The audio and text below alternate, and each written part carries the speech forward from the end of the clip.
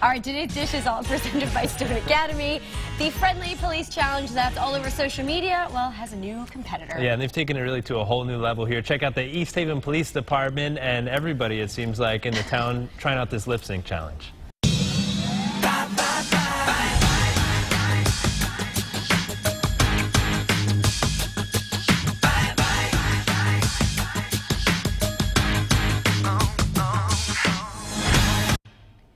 Again, not a lot of crime in East Haven, so that's good. They're doing lip sync challenges. They're on the trolley. There they are, rocking it, I guess. But we have the whole 15. It's 15 minutes long.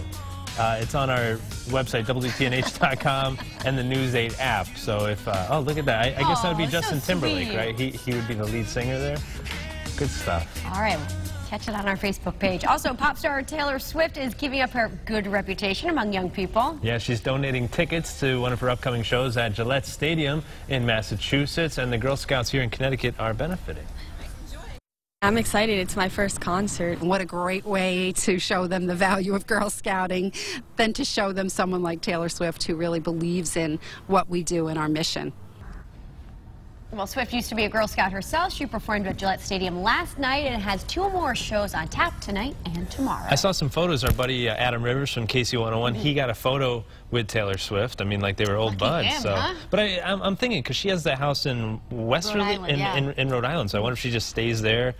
And that makes sense. Drives right Easy up there. Commute, yeah. Helicopter. Oh, right, yeah, not driving. It's a helicopter in that case, I guess. Here back in Connecticut, Clinton police officers are trying to protect their 4-legged officers from some hot pavements, a little spicy out there this summer. So they were hoping that these little booties here would do the trick. Oh. But Sonny does not look comfortable at all. It's like, get these things off my feet. That's how I look when I try to leave work early on a Friday. You tiptoe out of there?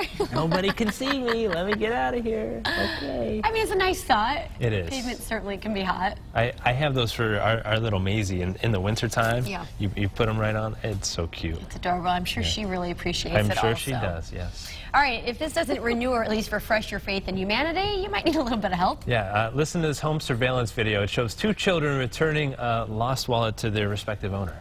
Hi, we can't answer the door right now, but the camera is recording. So please just leave us a message. Thanks for coming by. We found your wallet outside of your car, and we just thought we would give it back to you. So, I don't know. I'm going to put it over here so no one takes any money. So, you're welcome. Thank you. That's so cute, huh? Oh, what a nice family, huh? Yeah. Their parents must be proud of them. What they didn't show is them taking the $100 bill out That of didn't it before happen. They hid it, they said. I know. That's so heartwarming right there. Now, do you recognize this little fuzzy friend right here? Oh boy, Norwich resident Mitch Rubin was traveling through Bradley Airport in Windsor Locks on Tuesday when he found this stuffed animal in the crosswalk from the parking garage to the terminal. Do you know how that flight must have been terrible for that family without this little cat? A good one. I can only imagine. So Ruben took the picture, shared them online, hoping to reunite this little cuddly kitty with a family, dropped it on their way to the plane. So if you know of this little handsome feline, let us know. Someone's here probably at News 8. looking for that little cat. Yeah, we have a post right on our website, WTNH.com, and on the app. Please help us reunite to the owner, right? Please do. All right, we'll talk about a wild ride. What if you're looking right here? You see the video on the screen. Yeah. It's actually an escaped prison inmate on top of a police car in Texas. Officers say the inmate was in the back seat of the car, but somehow managed to get himself free, climb out of the window, then make his way to the roof. Wow.